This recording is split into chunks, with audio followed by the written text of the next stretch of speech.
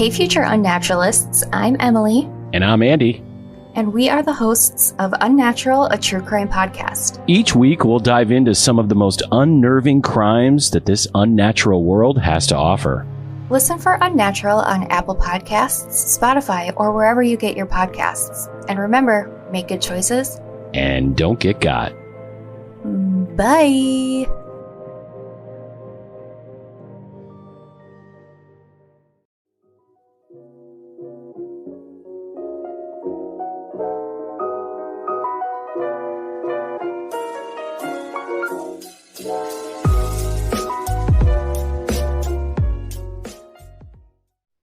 Hi friends, I'm Didi West, and this is Broken Limelight.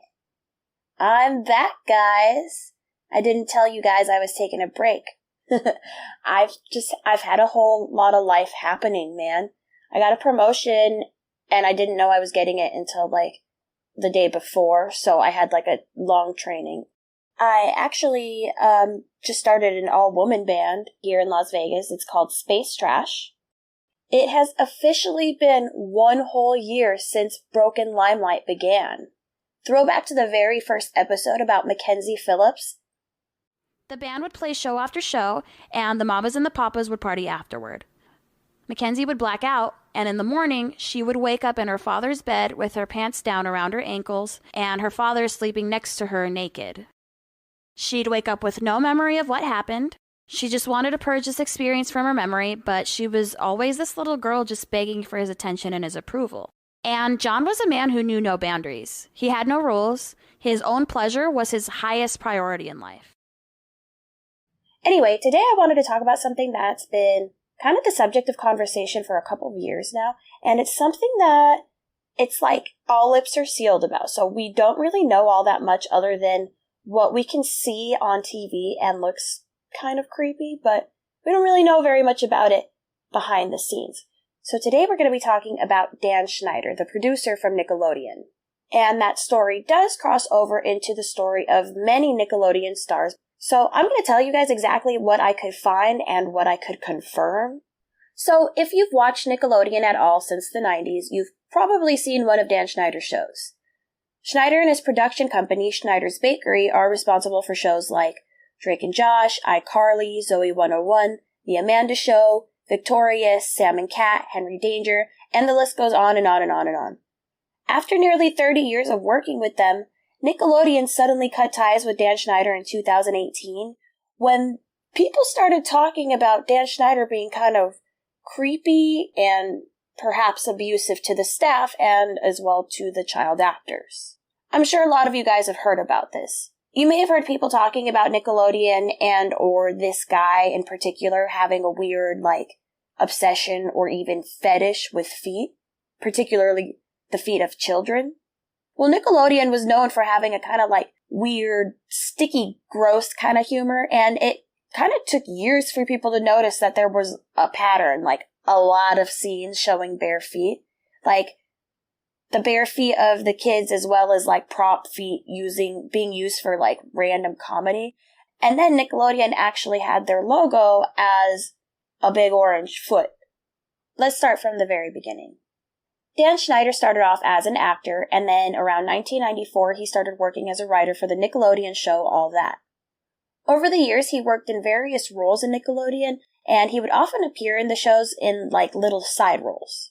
From 1996 to 97, he worked on the show Kenan and Kel, and then he worked on a show called Guys Like Us, which didn't really do too well. Meanwhile, he continued to work on All That, and then in 1996, a young actress named Amanda Bynes was discovered by a Nickelodeon producer. And then she joined the cast of All That. By 1999, Dan Schneider decided to create the spin-off show The Amanda Show starring Amanda Bynes. Can we just talk about that for a second? She's 12, and she's part of this all-star cast, like the child version of SNL, basically. And then these producers just kind of gave her her own show, literally named it after her, and had this big, gigantic, lit-up sign that said Amanda. I mean, essentially, she's kind of the boss of everybody, but she's only 12.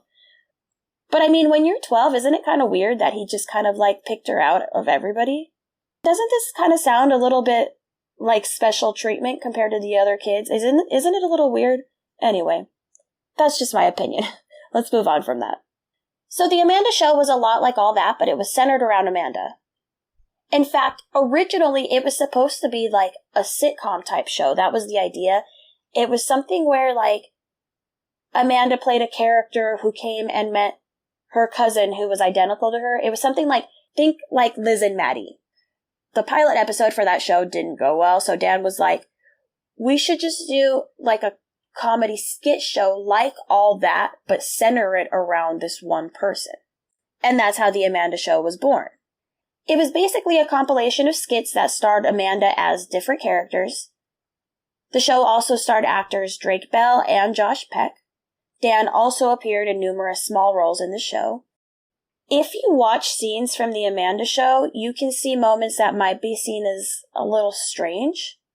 Like, okay, so a lot of you might remember at the end of the Amanda Show, Amanda would always do a scene in a hot tub. And it was always like Amanda interviewing the different characters that appeared on the Amanda Show that day. Her co-stars were often child actors around the same age, but sometimes it would be a grown-ass adult like Dan Schneider as whatever small role he played that day. When I watched that as a kid, I never questioned it. But now, it's kind of weird. The guests she would interview would always be fully clothed, but Amanda would always be in a swimsuit. And that's not to say anything about Amanda, but if you just put yourself in her shoes, being like 11 or 12 years old in a swimsuit, and sitting in a hot tub with this grown man, I don't know. That makes me uncomfortable. Now, when people got the DVD sets of the Amanda Show and watched the behind-the-scenes footage, there was a shot where Dan and Amanda were sitting by each other, and Amanda's like laying her head on his shoulder, and he had his arm around her, and her eyes are pretty much shut, but she's smiling like a slap-happy smile. To be honest, she looks like she's on drugs. That's what it looks like to me. It's kind of odd. You have to see it, and I'll upload it to the website, but the way her arm is around her, he's hugging her, but he kind of like shrugs her, like he grabs her and shakes her a little bit, and it kind of looks like he's trying to wake her up. I mean, again, that's just what it looks like to me, but you can see for yourself. And she kind of opens her eyes a bit and she smiles, but she doesn't lift her head off of him at all. And still, it's just a couple of odd moments so far that are maybe slightly apparent to the audience at this point. The Amanda Show ended in 2002 with Amanda saying that she's 15 now and she just didn't want to do the things she was doing at age 12. Amanda and Dan continue to work together on the show What I Like About You on the WB, with Dan working as executive producer for just the first 2 seasons. We'll talk about that more a little bit later. Dan Schneider returned to Nickelodeon in 2004 and created the show Drake and Josh, followed by Zoey 101 and iCarly. Let's talk about Zoey 101 for a moment.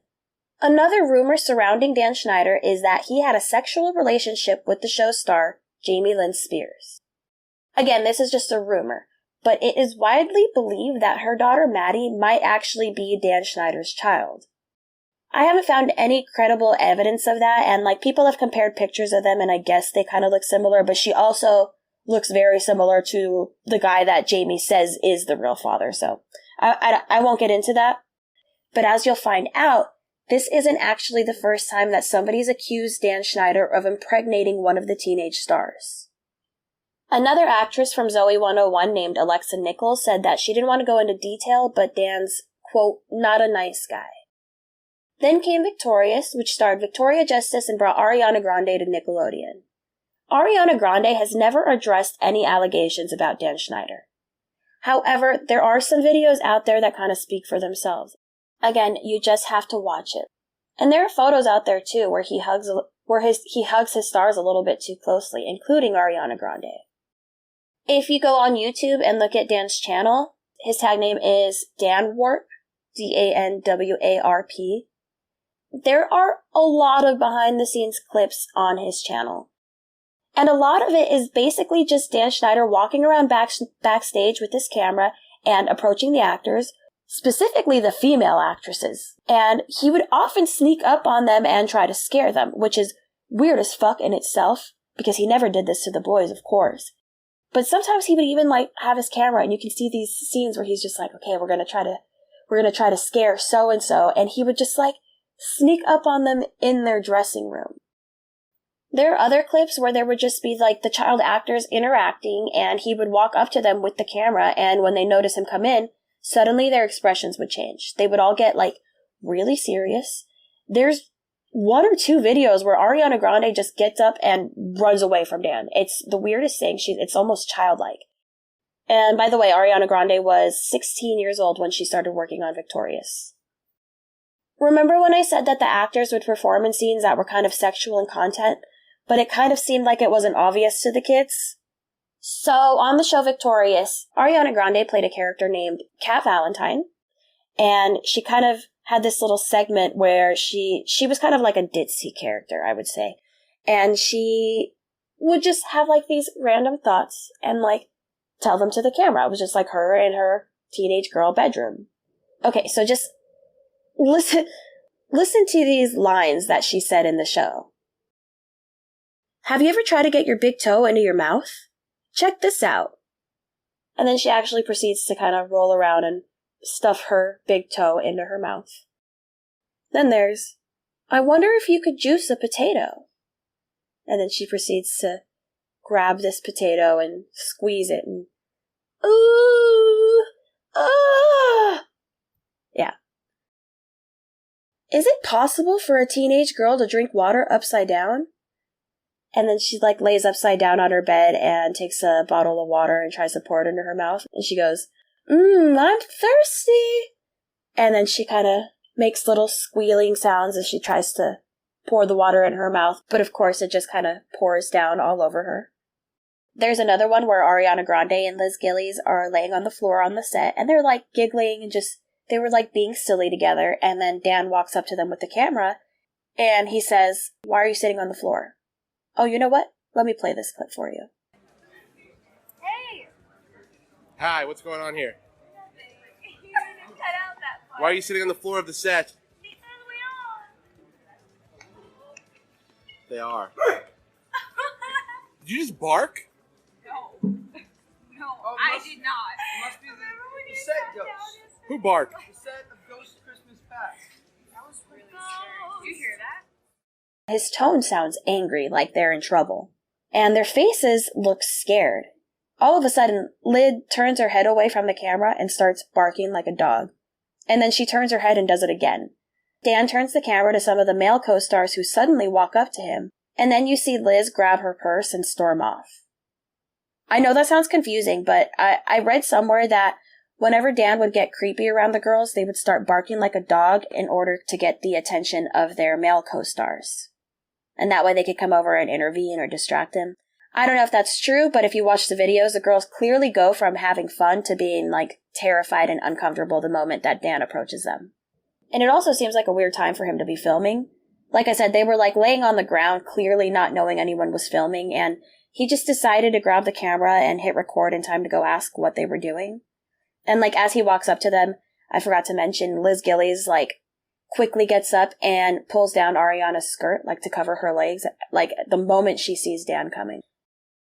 In 2013 came Sam and Cat, which was a spin-off of iCarly and Victorious, starring Ariana Grande and Jeanette McCurdy. Jeanette McCurdy, who played Sam in iCarly and Sam and Cat, has also been affected by Dan Schneider. She has opened up quite a bit about being a child star, including having a pretty controlling stage mom. And she has also hinted at Dan Schneider for being responsible for something. You guys remember Vine where you'd make like little video shorts?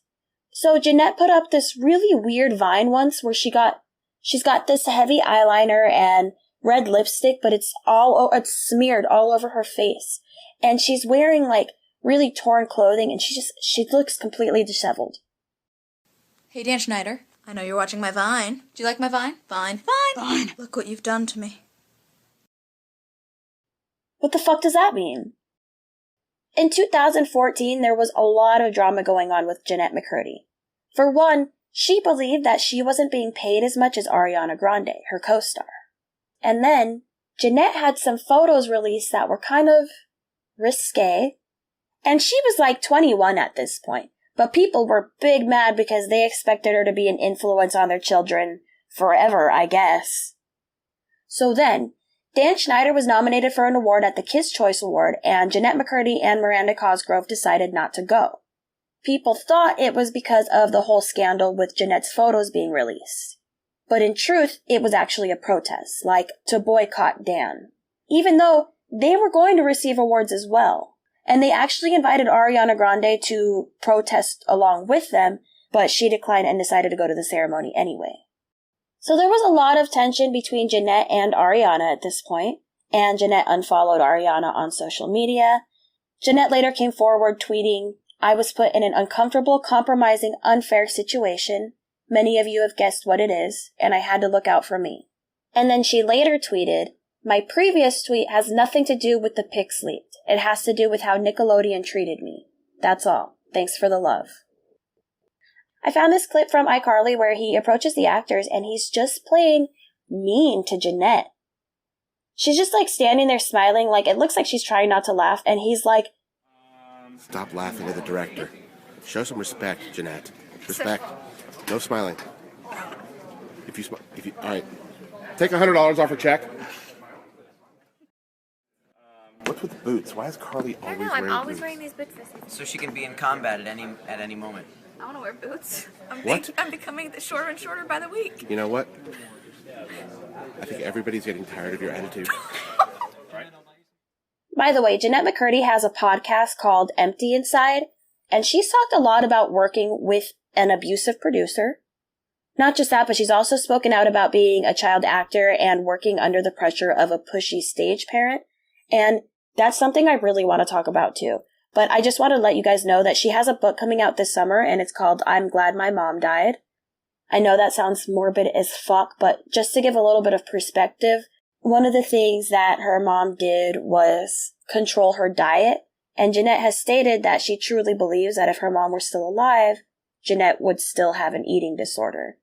So again, a topic for another day, but I just wanted to give you a heads up. By the way, I did mention Miranda Cosgrove. She has never come forward or said anything about Dan Schneider either. All she did was not go to the Kids' Choice Awards in 2014. But again, if you watch the videos on Dan Schneider's YouTube channel, she often looks so uncomfortable. And it's not just her either. There is a clip with Jerry Trainer. He's the guy who played Spencer on iCarly. And he shakes hands with Dan and smiles for the camera, but he also kind of looks uncomfortable. Again, that's my perspective. But Jerry and Dan shake hands, and then Dan kisses him on the cheek. And Jerry looks uncomfortable, but he also doesn't flinch. And I don't know, but to me, it just feels like he's used to it. And this just looks like grooming behavior to me. So by now, this is when the feet thing is really starting to get really obvious, and it is hard to ignore. It's hard to ignore, for sure. So if you pay attention, there are so many scenes depicting feet on Nickelodeon, and they start early. Taking it back to the Amanda Show, there is a skit called My Beautiful Big Toe, and oh my god, it's supposed to be it's like a parody commercial for a toy, and the toy is like a kit for you to decorate your big toe. It's got costume accessories and shit. You guys remember this? So it's Amanda Bynes and two other young girls playing dress up with their toes. And at the end, the dad walks in, a grown man playing the dad of these girls, walks in and he's like, "What are you kids doing?" And the girls grab him and sit him down and they rip off his shoes and they start decorating his big toe. And their faces are right up in this grown man's foot. And it's just oh my god, you can just tell that this is a dream come true for Dan. It's weird, guys. When iCarly came out was around the time when Dan Schneider really started using Twitter. And let me just give you some examples of some of the tweets he's made. Pick. Carly tickles Sam's very unusual toes. If you have a moment, will you please name Sam's toes for us? Sam and Cat tomorrow. Right on the bottom of your foot. Take a pic and use Sam and Cat Saturday. We'll retweet and follow until our fingers get sore. And a lot of children actually retweeted with pictures of their feet with the hashtag written on it. Toes. Similar to fingers, but not nearly as good. Who agrees? This one also has a picture. It says, "Little Ariana Grande from Victoria smiles at one of her co-stars' feet. But whose foot is it? There's another one where he posts a picture of, it's a girl's foot with, like, her toenails painted, and he's, like, he tweets it saying, guess whose foot this is, and later on he admits, the toe recently adorned with a special toe flower belongs to the sweet and hilariously talented Miss Jeanette McCurdy. This one says, video, would you like to see Victoria Justice pour ketchup all over her feet? Well, here you go. I mean, it's like an endless rabbit hole of foot tweets by Dan Schneider. So yeah, like I want to say that's just rumor, but there's a lot of evidence of that. And he has addressed it saying that it's just like comedy or whatever. But I'll let you be the judge. It's fucking weird to me. Aside from the foot fetish and possible sexual offenses, Dan has also been accused of just being a really angry dude and losing his temper a lot. This might explain that video where Ariana and Liz just look super scared of him. I don't know. Then in March of 2018, we were at the height of the Me Too movement, and Dan Schneider's time at Nickelodeon suddenly came to an end. It was super weird. They just cut their ties. They mutually, Nickelodeon and Dan Schneider, said that they just decided not to renew contracts all of a sudden after like 30 years. And Nickelodeon paid him $7 million. They issued a joint statement addressing his departure, saying, following many conversations together about the next directions and future opportunities, Nickelodeon and our longtime creative partner Dan Schneider / Schneider's Bakery have agreed not to extend the current deal. Since several Schneider's Bakery projects are wrapping up, both sides agreed that this is a natural time for Nickelodeon and Schneider's Bakery to pursue other opportunities and projects. Although I don't think that's exactly true. They actually had another season left to do of Game Shakers, and they kind of left the show on a cliffhanger. I had read in another source that Dan Schneider had actually thrown kind of a tantrum in the meeting when they told him that, like, sorry, but we're going to cancel Game Shakers here. So Viacom CBS, which is the parent company of Nickelodeon, investigated Dan Schneider before the split. The investigation found no evidence of sexual misconduct by Dan Schneider. It did find, however, that many people alleged he could be verbally abusive to his coworkers with tantrums and angry emails as part of the claims, even angry emails to the child actors. Those who were interviewed for the investigation also cited that he would request shoulder and neck massages, and he had a habit of texting child actors outside of work hours. I'll get a little bit more into detail about Dan Schneider when I talk about Amanda Bynes. But before I do that, Dan Schneider wasn't the only one who was accused of abuse within Nickelodeon, and I want to talk a little bit about that real quick. There is a man named Brian Peck who worked on several Nickelodeon shows in the late 90s and early 2000s, including making appearances in sketches and also working as the dialogue coach on the set of All That and The Amanda Show. He was also apparently a vital part of this comedy boot camp that he did with Dan Schneider. In 2004, Brian Peck was convicted of a lewd act against a child actor and oral copulation of a person under 16. And he is now a registered sex offender. The underage victim was reportedly a Nickelodeon star at the time and was only named as John Doe in the case for fear of having a negative effect on his career. Nickelodeon has never made an official statement in response to that controversy, and when Brian Peck was asked directly if he was sorry for the actor he abused, he responded, I don't have any comment on it. I really don't. Shockingly, Brian Peck returned to work on a kids show after serving 16 months in jail. This wasn't at Nickelodeon, but it was on Disney. His post-conviction credits include The Sweet Life of Zack and Cody. There is a theory about who this young actor is, but there's not any proof as far as I can find. There is a Twitter user named Obscure Nickelodeon, or Obscure Nick, and I don't know how credible this is, but they tweeted that they have a source who is related to the family of Drake Bell, and that this source supposedly came forward and admitted that Drake Bell was the teen that was abused by Brian Peck. And I don't know if it's true, but to be honest, I've always wondered that about Drake Bell, because you know how sometimes people who were abused continue to abuse people, and there are allegations out against Drake Bell as well from young women. In 2021, actor Drake Bell was accused of predatory behavior towards a minor. A 19-year-old woman who remained anonymous in the trial accused him of grooming her since she was 12 and sending her graphic photos and engaging in sexual misconduct on 2 separate occasions while she was still underage. Drake Bell pleaded guilty to felony attempted child endangerment and a misdemeanor charge of disseminating matter harmful to juveniles, but denied the more serious charges, including the victim's claim that he had forced her to perform sexual acts. He received a sentence of 2 years probation and was ordered to have no contact with the victim and to complete 200 hours of community service. In the trial, which was held over Zoom, Drake Bell stated in part, "Today I accept this plea because my conduct was wrong. I'm sorry that the victim was harmed in any way. That was obviously not my intention." And speaking of Brian Peck, let me go off a little bit about this comedy camp. So remember how I said that Amanda Bynes was discovered by a Nick producer at a comedy camp? Well, Dan Schneider and Brian Peck were among the people in charge of scouting kids at these camps. There is a former actress who has spoken out about these camps, saying that she's personally been to them and kind of describes how things go down. And you can hear the interview of this podcast on Revenge of the Sis.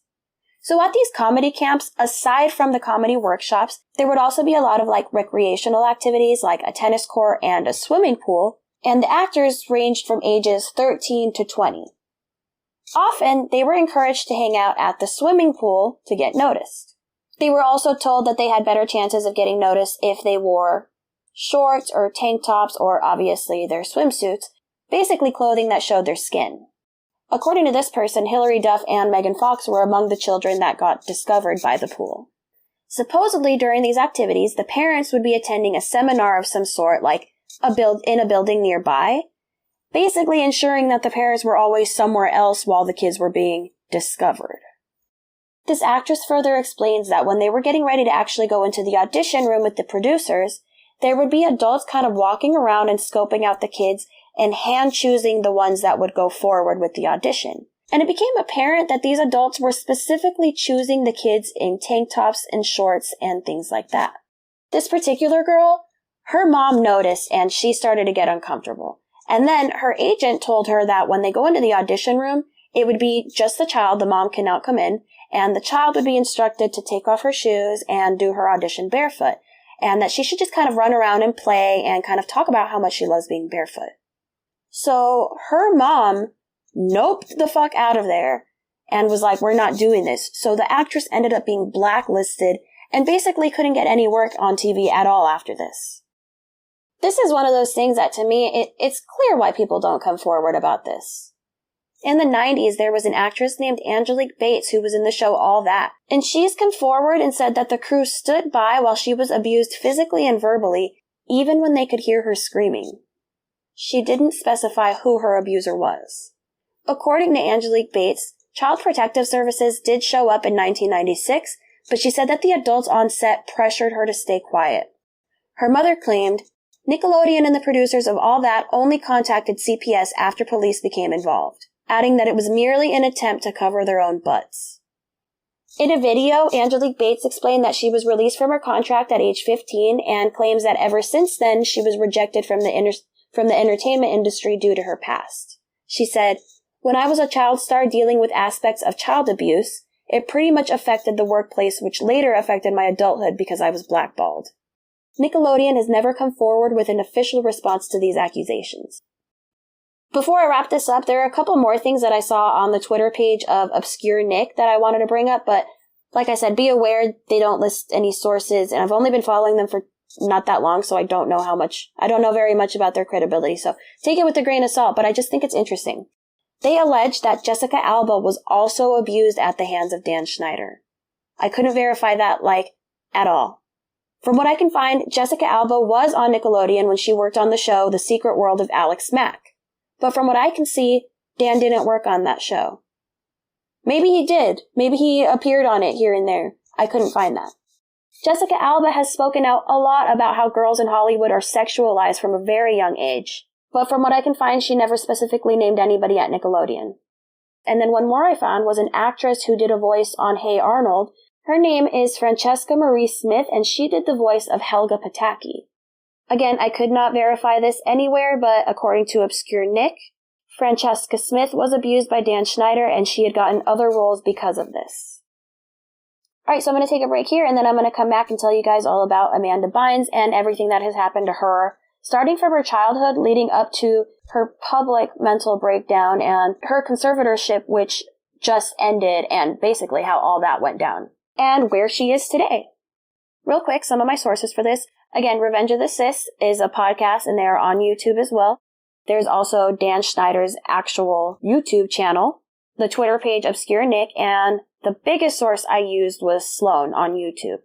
That's SL04N. He has a ton of coverage about Dan Schneider and Amanda Bynes, and this is just a little snippet. So if you really want to deep dive this, I highly recommend that you check out Sloan. Alright, so that's it for now, and I will be right back to tell you guys about Amanda Bynes. Don't forget that you can check out BrokenLimelight.com for an almost exact transcript of this episode, including links to all the sources I found, pictures of the tweets, some crazy pictures of Dan hugging young girls way too closely, and some of the videos I mentioned as well. You can also get some really cute merch on BrokenLimelight.com, and you can follow Broken Limelight on Facebook to stay the most up to date on our new episodes. Thank you guys so much for your support. Stay tuned, and I will be uploading the next episode soon. Bye!